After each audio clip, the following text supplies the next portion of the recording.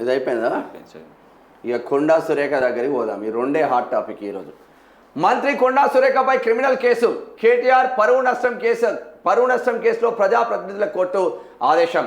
రాష్ట్ర మంత్రి కొండా సురేఖపై criminal case నమోదు చేయాలని నాంపల్లిలోని ప్రజాప్రతినిధుల కోర్టు ఆదేశించింది. తనపై మంత్రి సురేఖ అభ్యంతరకర వ్యాఖ్యలు చేశారంటూ బారాస కార్యనిర్వాహక అధ్యక్షుడు కేటీఆర్ పరువు నష్టం కేసు వేసిన సంగతి తెలిసిందే. ప్రాథమిక సాక్ష్యాలను పరిశీలించిన కోర్టు సురేఖపై ఆగస్టు 21 లోపు క్రిమినల్ కేసు నమోదు చేయాలని పోలీసులను శనివారం ఆదేశించింది. కేటీఆర్ ఫిర్యాదు ఊహాగానాల ఆధారంగా ఉందని, సరైన సమాచారం లేదని ఫిర్యాదు చేసిన పోలీస్ స్టేషన్ పరిధి, ఇతర అంశాలపై సురేఖ తరపు న్యాయవాది లేవనెత్తిన అభ్యంతరాలను కోర్టు తోసిపుచ్చింది. కేటీఆర్ పై మంత్రి నిరాధార ఆరోపణలు చేశారన్న ఆయన తరపు న్యాయవాది వాదనతో ఏకీభవించింది. ఫిర్యాదును స్వీకరించే అధికారం కోర్టుకు ఉందని పేర్కొంది.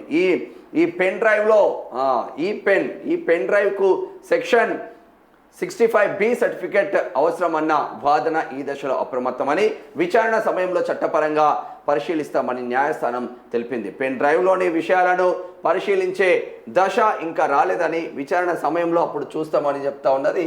మరి ఎందుకు కొండా సురేఖ ఆల్వేస్ కేటీఆర్ పైన, అటు సమంత పైన, అటు నాగార్జున విషయంలో అంటే వీళ్ళు నార్మల్గా నేను ఓపెన్గా చెప్పగలుగుతాను, కొంచెం చదువుకొని ఉంటే బాగుండేది. ఆమె గృహిణి. కొండా మురళి ఏందో మీకు అందరికీ తెలిసింది. ఇక భార్యను బయటకు తీసుకొచ్చిండు. సరే, వీళ్ళు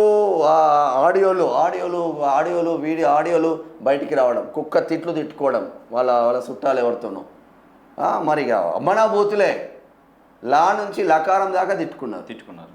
ఒక మంత్రి అయి ఉండి ఇటువంటి గిడియోలు బయటకు వస్తే ఎంత దరిద్రంగా ఉంటుందో ఒకసారి మీరు ఆలోచన చేసుకోవాలి. ఇప్పటికే ఉమ్మడి వరంగల్ జిల్లా వ్యాప్తంగా మీకు వ్యతిరేకంగా తయారైంది. మరి ఎందుకు తయారైంది, మీరు ఎట్లా పోతున్నారో మాకైతే అర్థం కావట్లేదు. మరి కొండా సురేఖ క్రిమినల్ కేసు నమోదైతే మరి కొండా సురేఖ పదవి ఏమైనా పోతుందా, లేదంటే కొండా సురేఖను కావాలనే పొమ్మల లెక్క పొగబెడుతున్నారా అన్న చర్చ కూడా జరుగుతూ ఉంది కాంగ్రెస్లో.